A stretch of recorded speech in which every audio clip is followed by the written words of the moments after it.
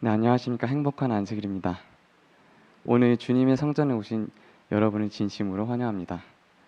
이번 주부터는 하절기로 인해서 예배 시간이 30분 늦춰졌습니다. 그래서 예배 시간이 늦춰져도 이렇게 많은 성도님들께서 주님의 성전으로 오셔서 저는 정말로 기쁘게 생각을 합니다. 아마 주님께서도 기뻐하실 것입니다. 한 주일 동안 수고 많으셨습니다. 안식일을 맞으면서 행복하시길 저는 간절히 바라겠습니다. 오늘 맞는 안식일 이 시간에 저는 예수님께서 우리가 이해하기 쉽도록 비유로 하신 말씀 중 마지막 시대를 위해 주신 교훈의 말씀을 살펴보고 함께 은혜를 나누고자 합니다.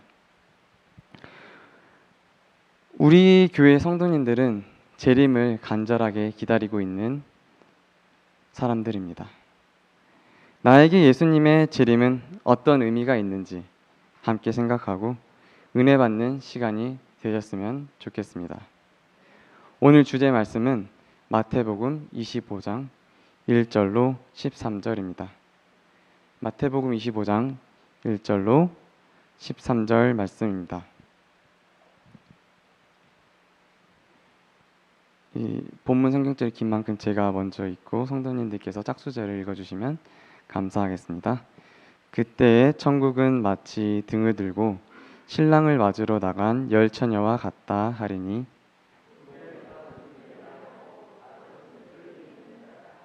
미련한 자들은 등을 가지되 기름을 가지지 아니하고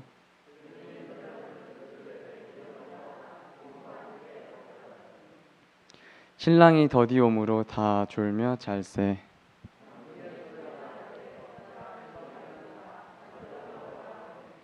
이에 그 처녀들이 다 일어나 등을 준비할세.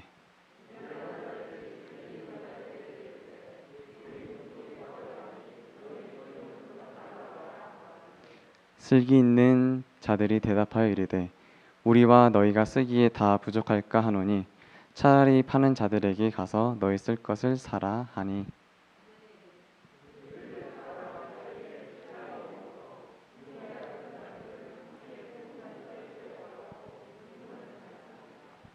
그 후에 남은 처녀들이 와서 이르되 주여 주여 우리에게 열어 주소서.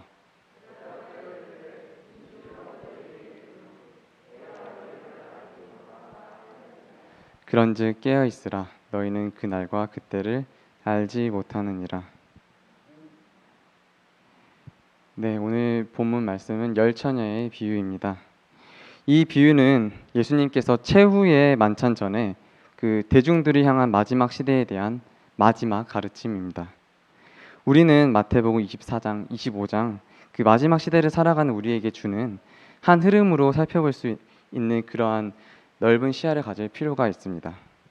우리가 잘 아는 것처럼 마태복음 24장에는 예수님께서 제자들에게 알려주신 재림의 징조들이 나와 있습니다. 예수님께서는 성전을 보시고 돌 위에 돌 하나도 남기지 않겠다고 다 무너뜨리겠다고 그 제자들과 갈람산에 있을 때 말씀하셨습니다. 예수님 24장 5절부터 마지막 때에 일어날 그 징조들에 대해서 설명을 하고 있는데요. 지금 저희가 흔히 주변에서 볼 수 있는 이 징조들입니다. 많은 사람들이 내 이름으로 미혹하고 저희 교회 주변에만 보면 안 씨도 계시고 또 저기 신천지 이 씨도 계시고 그러시죠. 많은 사람들이 본인이 예수님이라고 주장을 합니다. 난리와 난리 소문을 듣겠고 세상에 정말 많은 난리가 지금 아직도 많은 전쟁이 있습니다. 민족이 민족을 나라가 나라를 대적하겠고 지금 우리나라 상황이 이런 상황이죠. 곳곳에 기근과 지진이 있으리니 사람들이 너희를 환난에 넘겨주며 너희를 죽이겠고 거짓 선지자들이 일어나 너희를 미혹하겠고 불법이 성함으로 많은 사람들의 사랑이 식어지겠고 천국 복음이 끝까지 전파되리니 그제야 끝이 오리라 라고 예수님께서는 재림의 징조들에 대해서 저희들에게 말씀해 주셨습니다. 우리는 제7일 안식일 예수재림 교인입니다. 우리는 교회 명칭에 나와 있는 것처럼 그 누구보다도 재림을 아주 간절하게 기다리는 사람들입니다. 그래서 저희는 특히 재림교인이라고 많이 불리고 있고 전 세계적으로도 애드벤티스트란 이름으로 저희는 그 전 세계를 향하여 새 천사의 기별을 펼치고 있습니다. 그렇지요. 하지만 구원의 확신이 없어서 예수님의 재림이 가까이 오는 것이 선뜻 두려워서, 혹은 예수님이 재림이 조금 늦게 오면 좋지 않을까라고 생각하시는 성도님들이 있으신가요? 과연 우리가 재림 성도로서 예수님의 재림을 기쁘게 맞이할 수 있을지, 아니면 예수님의 재림을 맞이하기 위해서 조금만 나에게 더 시간을 달라라고 혹시 예수님께 말하고 계시지는 않은지 한번 오늘 생각해 보셨으면 좋겠습니다. 재림을 누구보다도 간절히 기다리면서도 어쩌면 예수님의 재림이 나와는 정말 멀리 떨어져 있는, 정말 나와 조금만 더 늦게 오길 바라는 그런 성도님들이 우리 중에 혹시 계시지는 않으신가요? 우리는 특별히 한국의 축복받은 나라에서 지진이나 기근이 없어요. 그래서 우리는 지진이나 기근이나 이런 자연재해가 많이 없기 때문에 재림의 징조와는 다소 멀리 떨어져 있다고 생각하면서 살고 있지 않으신가요? 바로 옆 나라만 보더라도 쓰나미도 일어나고 지진도 일어나고, 저도 몇 년 전에 일본에 갔었는데요. 진도 7점 몇 지진이 오사카에서 일어나가지고 저도 죽다 살아났습니다. 그날. 그러한 지진과 재난과 기근이 세계 곳곳에서 일어나는데, 그래도 우리나라는 하나님께 축복받은 나라라 그런지 이러한 이 재난과 기근이 다소 적기 때문에 그 예수님의 그 재림에 대해서 특히나 요즘에는 조금 더 생각을 예전처럼 많이 하지는 않는 것이 지금 우리 교회의 실정이지 않나 싶습니다. 그럼에도 불구하고 우리는 코로나19라는 그 전에는 경험하지 못한 전염병의 엄청난 그 결과들을 듣고 보면서 정말 마지막이 가까웠다고 실감하는 성도님들이 이 자리에 계실 수 있을 것 같습니다. 이 감염병의 위기 속에서도 우리에게 하나님께서는 이 구약 시대부터 몇천 년 전부터 우리에게 위로의 말씀을 주셨는데요. 이는 그가 너희를 새 사냥꾼의 올무에서와 심한 전염병에서 건지실 것이미로다. 시편 91편 3절에 이미 하나님께서는 저희에게 몇천 년 전부터 이러한 위로의 말씀을 주고 계셨습니다. 우리 하나님께서는 우리 성도님들에게 정말 안전하게 항상 지금까지 그려왔던 것처럼 앞으로도 질병으로부터, 전염병으로부터, 간염병으로부터 안전하게 지켜주실 것을 저는 간절히 믿고 기도하고 있습니다. 마태복음 24장 42절, 44절에 보면 이런 말씀이 있습니다. 그러므로 깨어있으라. 어느 날에 너희 주가 임할지는 너희가 알지 못함이라. 이러므로 너희도 준비하고 있으라. 생각하지 않은 때에 인자가 오리라. 예수님께서 어떻게 말씀하고 있나요? 깨어있으라고 말씀하고 있습니다. 근데 깨어있는데 왜 깨어있나요? 준비하기 위해서 깨어있는 것입니다. 왜 또 준비하나요?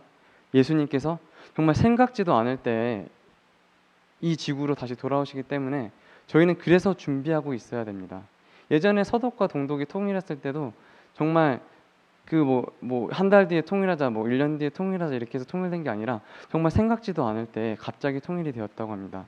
정말 예수님께서 다시 이 지구로 오실 때 정말 생각지도 않을 때 갑자기 만민이 다 보는 그 가운데서, 모든 지구 사람들이 보는 가운데서 이 지구로 내려오실 것입니다. 그래서 우리는 깨어 있어야 되고 우리는 준비하고 있어야 되는 것입니다. 이어서 그 예수님께서는 착한 종과 악한 종에 대한 비유를 하셨고요. 또 주인이 언제 돌아올지 모르므로 항상 준비해야 된다고 예수님께서는 저에게 교훈의 말씀을 주셨습니다. 이어지는 또 마태복음 25장 1절로 13절에는 열처녀의 비유, 오늘 저희가 살펴봐야 될 열처녀의 비유를 통해서 우리가 어떻게 예수님의 재림에 대해서 준비해야 할지 저희에게 교훈의 말씀을 주고 계십니다. 그리고 달란트의 비유, 양과 염소의 비유, 또 이 재림의 징조와 모든 비유들은 어느 때 예수님이 이 땅에 다시 오실지, 그리고 우리가 어떻게 예수님의 재림을 준비해야 될지에 대해서 그 교훈을 우리에게 항상 주고 있습니다. 오늘 우리는 열처녀의 비유를 살펴보도록 하겠습니다. 이 열처녀의 비유는 실물교훈 29장 열처녀 편에 아주 자세하게 그 영감의 글을 통해서 우리는 또 살펴볼 수 있습니다. 이 이야기는 예수님께서 살던 그 시절에 그 결혼식에 대한 그 배경에 대해서 이스라엘 사람들이 쉽게 알아들을 수 있도록 설명을 해주는 게 바로 이 열처녀의 비유였습니다. 그 당시에 유대 결혼식은 약 일주일 동안 계속되었고, 신랑이 밤에 신부를 신랑의 집으로 데려와 아주 큰 잔치를 했다고 합니다. 열 처녀는 신랑이 오는 것을 분명히 알고 있었지만은 언제 올지는 몰랐다고 합니다. 언제 올지 몰랐던 거예요. 그래서 한밤중 때까지 신랑이 올 때까지 그냥 마냥고 그냥 기다리고 있어야 되는 그러한 문화가 있었다고 합니다. 그래서 여기에는 성도님들께서도 잘 아시다시피 두 부류의 무류가 있습니다. 한 부류는 어떤 부류의 여인들이었습니까? 슬기로운 다섯 처녀들이었고요. 다른 한 부류는 좀 미련한 다섯 처녀였습니다. 이 두 부류는 정말 같은 목적을 가지고 같은 장소에 왔지만은 그 준비성이 달랐습니다. 기름을 충분히 준비한 슬기로운 다섯 처녀와 그렇지 못한 미련한 다섯 처녀가 있습니다. 갑자기 한밤중에 신랑이 온다는 그 외침을 듣고 미련한 처녀 다섯은 넉넉한 기름을 챙겨오지 못하였기 때문에 다시 얼른 기름을 준비하고 돌아왔을 때 그 결혼식의 그 문은 닫히고 말아서 결혼식에 참석을 하지 못하는 안타까운 사건이 벌어지게 되지요. 그렇다면은 다시 한번 앞에 읽었던 그 성경절을 분석해 보도록 하겠습니다. 그때의 열 처녀, 그 중에 다섯은 미련하고 다섯은 슬기롭고, 미련한 자는 등을 가지되 기름을 가지지 못하였고, 슬기로운 자들은 그릇에 기름을 담아 등과 함께 가져갔더니, 네, 이 두 부류는 모두 등을 가져갔습니다. 하지만 한 부류는 기름을 가져갔고 한 부류는 기름을 가져가지 않았던 것이지요.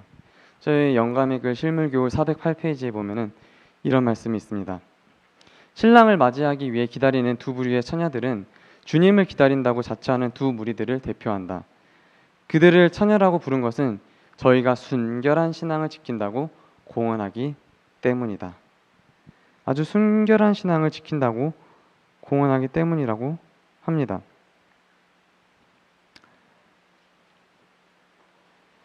네, 이 두 무리는 모두 등을 가지고 있었습니다.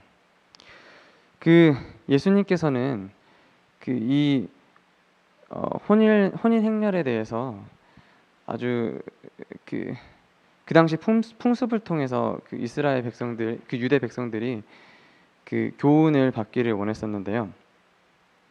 왜냐하면 그 신부가 먼저 신랑의 집에 가지를 못했어요. 항상 신랑이 신부를 데리고 와야지 나는 갈 수 있었기 때문에 그 항상 준비하는 그 신부에 대한 모습, 준비하지 못했던 그 신부에 대한 모습을 저희에게 한번 깨우쳐주고, 이러한 이 비유가 재림의 그 비유로 똑같이 한번 생각해 보라고 이러한 말씀을 하신 것이지요.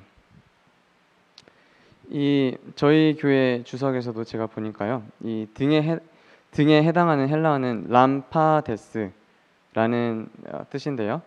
그 횃불이나 등을 모두 가리킬 수 있으나 여기서는 이 성경절에 나오는 이 람파테스는 이 등, 후자를 가리킨다. 대개의 등은 작은 오지 그릇들로 이루어져 있으며 통 위에 올려놓았다. 그릇에는 기름이 들어있고 심지는 기름 위에 떠 있으며 심지의 끝부분은 그릇의 옆구리에서 튀어 올라와 있다. 혼례의 행렬은 앞에서 횃불을 든 자가 인도했다. 등은 하나님의 말씀을 나타낸다. 라고 이렇게 영감의 글에서도 또 한번 말하고 있습니다. 등은 하나님의 말씀을 나타낸다고 합니다. 여기서 저는 한 번 더 생각해 보았던 것이요, 슬기로운 다섯 처녀와 미련한 처녀 5명 모두 무엇을 가지고 있었다고요? 네, 등을 다 가지고 있었다는 사실입니다. 슬기로운 처녀와 미련한 처녀 모두 다 그 신랑이 올 것을 굳게 믿고 또 알았습니다. 그래서 그들은 모두 등을 가지고 있었고 신랑을 맞이할 준비를 하고 있었던 것이지요. 열 처녀의 그 외적인 모습은 비슷합니다. 그들 모두는 신랑이 올 것을 아주 확신하였고요, 이 등을 준비했다는 것에 저희는 주목을 할 필요가 있습니다. 겉으로 보기에는 그들이 신앙하는 모습이 아주 비슷해 보였습니다. 그들 모두 교회에 잘 참석하는 사람들이었음을 저희는 짐작할 수 있습니다. 영감의 글에서 보면요, 또 비유 가운데 열 처녀가 다 신랑을 맞이하기 위해서 나아갔다. 모두가 다 등과 기름 담을 그릇을 가지고 있었다. 처음 얼마 동안은 그들 사이에 별다른 차이를 볼 수 없었다. 이와 같이 그리스도의 재림 바로 전에 사는 교회도 그러하다. 모든 사람이 다 성격의 지식을 가지고 있고 그리스도께서 오실 때가 가까웠다는 그 기별을 들으면서 그분이 오실 것을 확신하면서 기다리고 있었다. 라고 합니다. 오늘 우리 재림 성도들도 예수님이 다시 오심을 부정하는 사람들은 아마 이 가운데는 아무도 없을 것입니다. 여러분 모두 예수님께서 다시 오심을 믿습니까? 네, 아멘. 저희는 모두 다 예수님께서 다시 오심을 확실히 믿고 있습니다. 예수님은 분명히 재림하실 것을 모두 다 알고 있습니다. 그래서 우리는 다시 오실 예수님을 맞이하기 위해서 이 안식일에 성전에 모여서 예수님을 맞이할 준비를 하고 있는 것이죠. 하지만 단 한 가지 차이점은 그 미련한 처녀들은 등을 가지되 기름을 가지지 않았고 슬기로운 처녀들은 그릇에 기름을 담아 등과 함께 엑스트라로 가져갔다고 하였지요. 이 기름은 무엇을 의미할까요? 여기서 나온 이 기름은 그냥 기름도 아니고 감람유라고 합니다.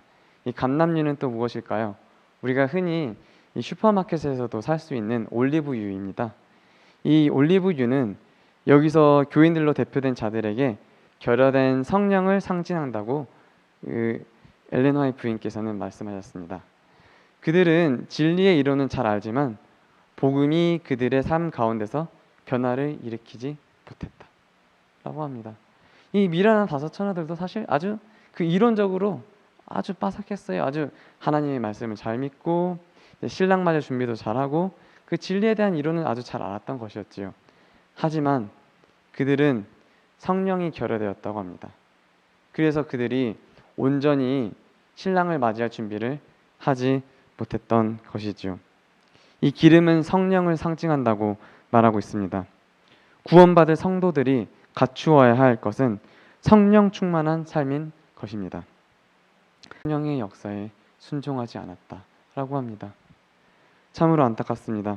선지자들은 미련한 처녀들이 외식하는 자들은 결코 아니라고 말하였습니다.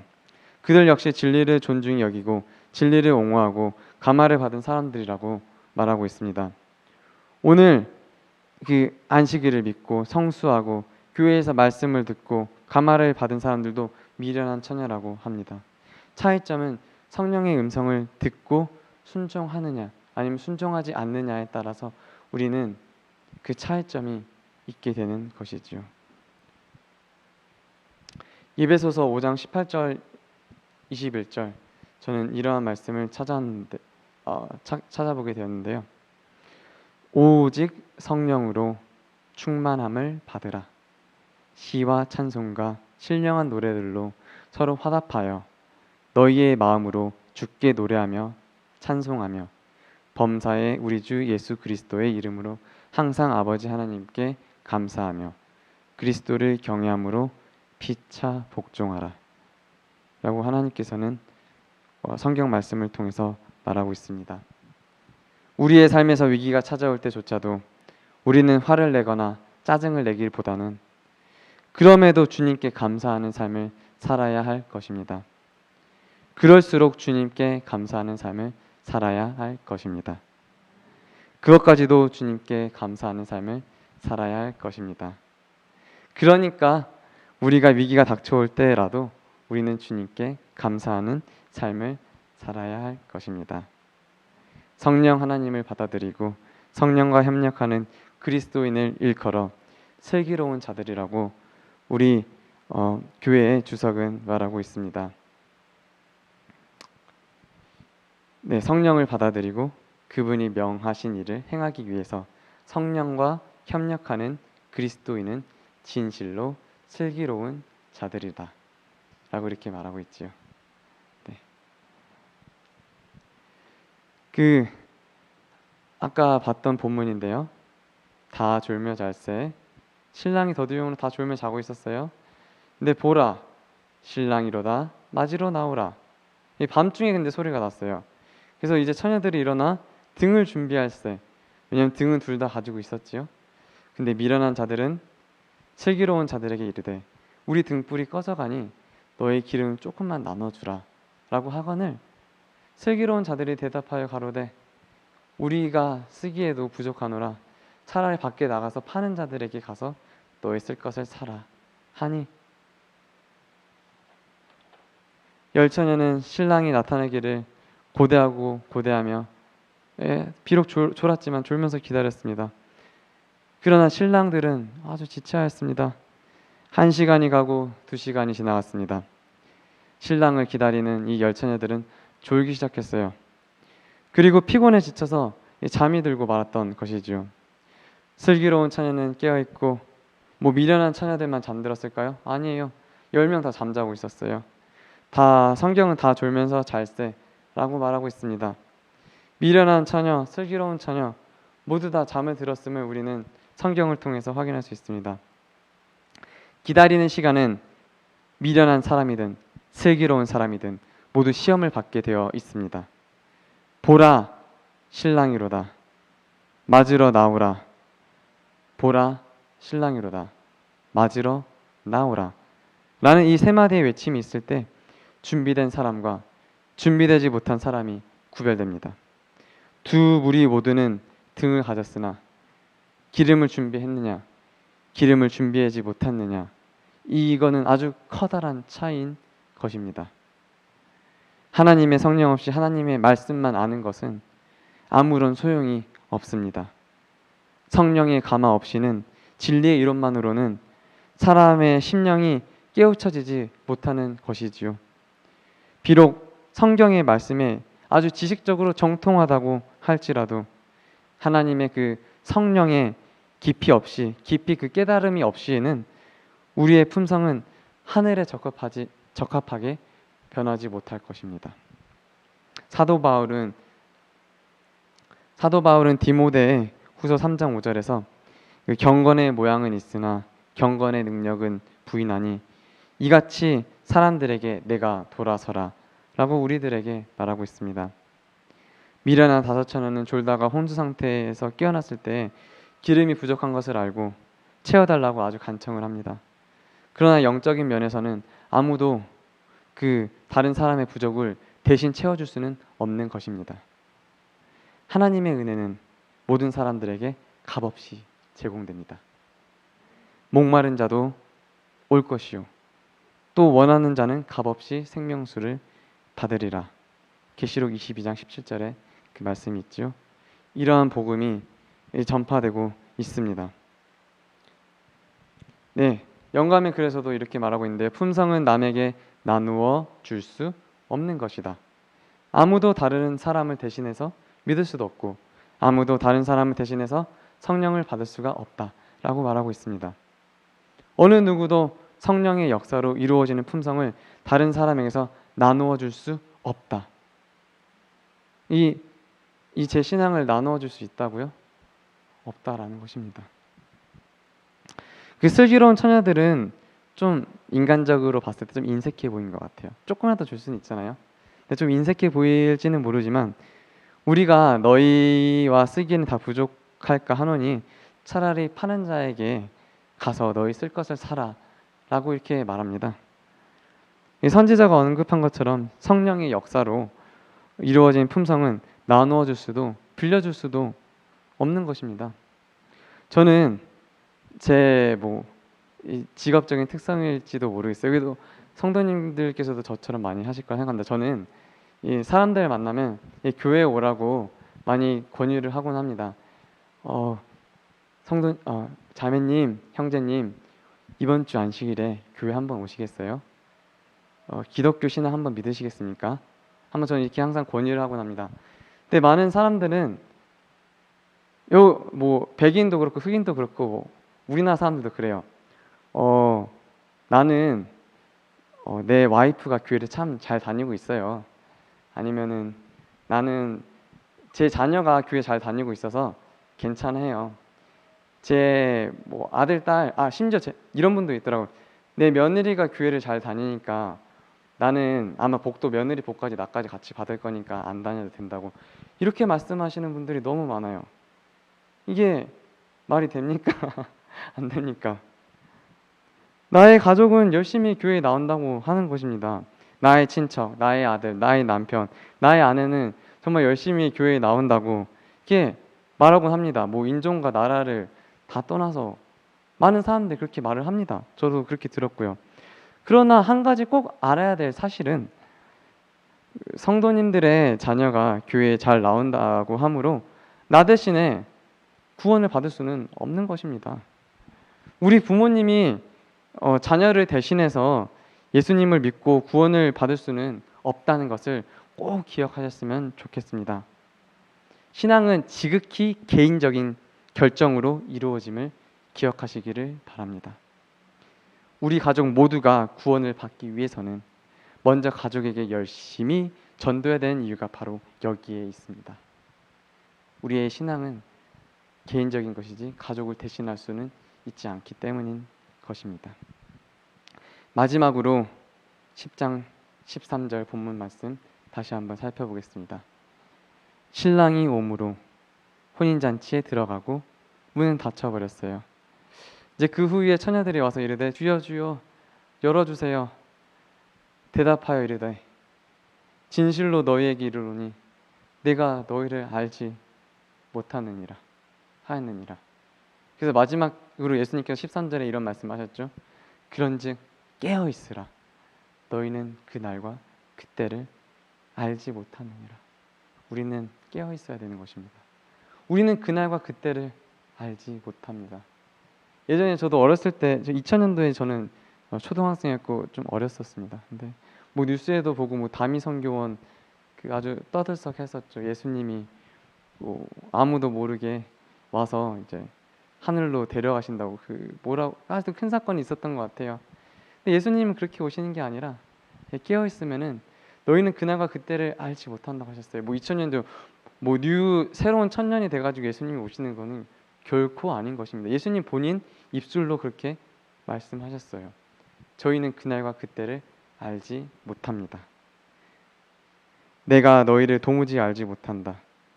예수님께서는 너희는 도무지 이 날짜를 알 수가 없다라고 이렇게 말씀하시는 것입니다. 기름이 부족한 처녀들이 기름을 사러 간 사이에 신랑이 도착하였고 준비된 자들은 혼인잔치에 참여하지요. 그리고 문이 닫히고 맙니다. 서둘러 기름을 사서 도착한 다섯 처녀들은 혼인잔치에 참여하기를 원합니다. 문을 열어주세요. 문을 열어주세요. 하고 간청하게 됩니다. 그러나 신랑은 내가 너희에게 알지 못한다 라고 아주 단호하게 거절합니다. 열 처녀는 이 세상의 역사, 이 저녁에 그 신랑을 기다리고 있었습니다. 모두 다 초청을 받고 기름과 등을 다 가지고 있었습니다. 그들은 모두 하나님의 일을 한다고 주장합니다. 그들 모두는 재림을 기다리는 것처럼 보이지만 그들 중 다섯은 준비되지 않았던 사람들이었던 것이지요.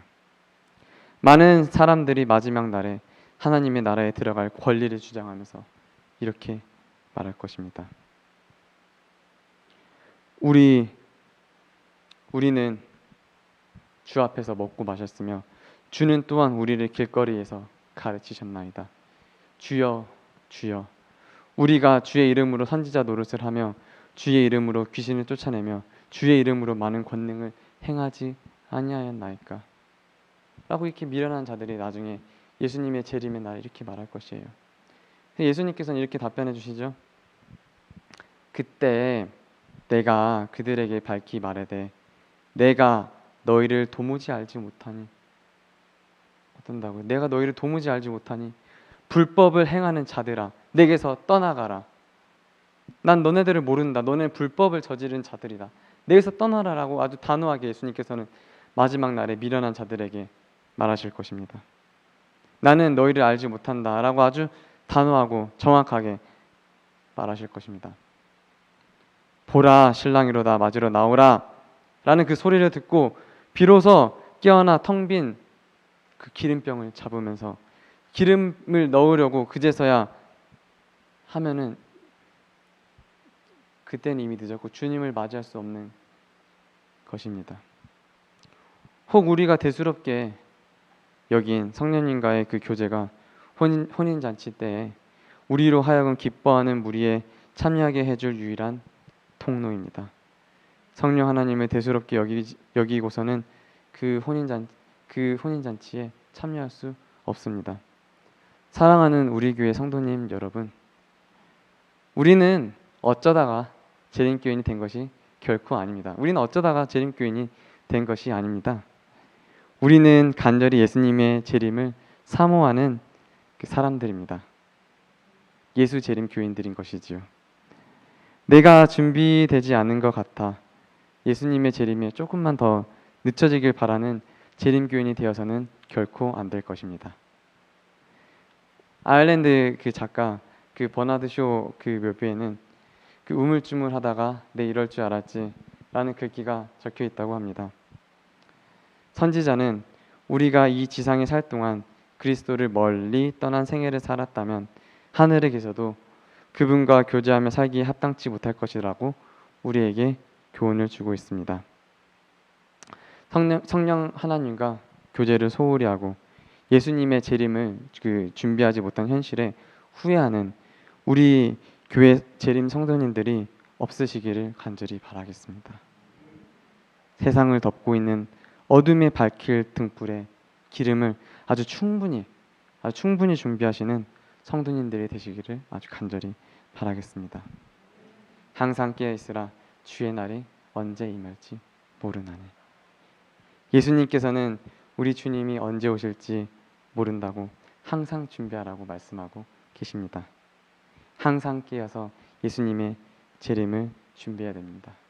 그렇게 된다면 우리가 비록 이 지구상에서 잃어버리고 정말 죽임당해서 볼 수 없는 가족일지라도 이 믿음 안에서 우리는 그 재림의 순간에 그 하늘로 올라가서 정말 잃어버렸던 가족도 다시 만나고 다 함께 행복하게 저 영원한 하늘나라에서 예수님과 함께 살 수 있을 거라 저는 굳게 확신하고 믿고 있습니다.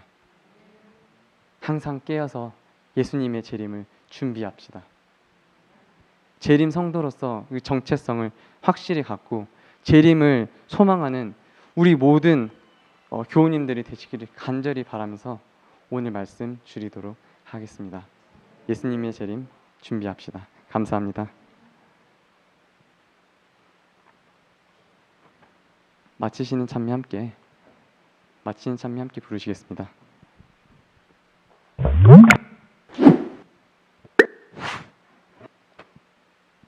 572장 신랑 되신 예수께서 함께 찬양하시겠습니다. 572장 신랑 되신 예수께서 찬양입니다.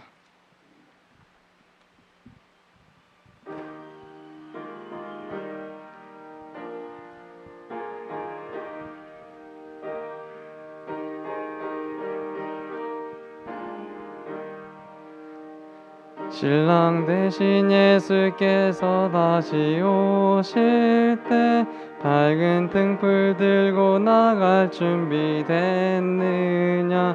그날 밤에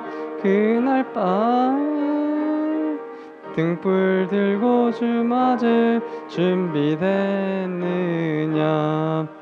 예비하세 우리 신랑 예수 오실 때 밝은 등불 손에 들고 기쁨으로 주를 맞이해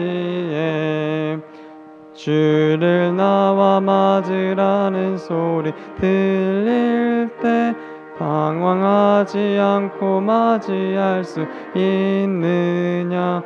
그날 밤에 등불 들고 주 맞을 준비됐느냐.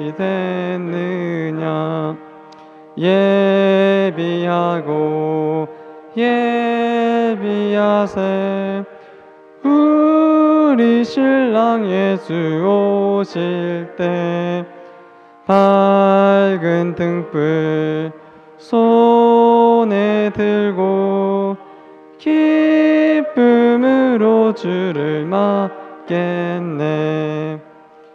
기름 준비하는 것을 잊지 말고서 깨어 기도하며 맞을 준비 됐느냐.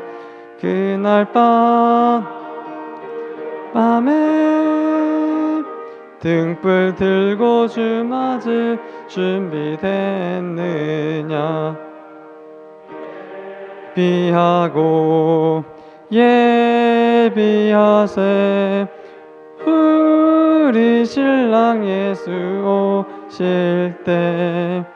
밝은 등불 손에 들고 기쁨으로 주를 맞겠네.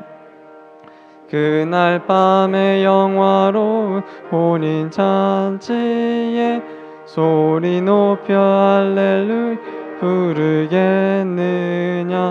그날 밤에 등불 들고 주 맞을 준비 됐느냐. 예비하고 예비하세 우리 신랑 예수 오실 때. 밝은 등불 손에 들고 기쁨으로 주를 맞겠네. 다 같이 기도드리시겠습니다. 하늘에 계신 아버지 하나님, 주님의 은혜 가운데 한 주일 동안 안전하게 지켜주심을 인하여 감사합니다. 오늘 이 거룩한 안식일을 시작하는 시간, 주님께서 축복하신 시간 속에서 거하게 해주셔서 감사합니다. 저희들 주님께서 다시 오시겠다는 그 약속을 믿음으로 소망을 갖게 해주시니 감사합니다. 늘 주님과 교통하는 삶을 살아가는 저희들 모두가 될 수 있도록 인도하여 주시옵소서.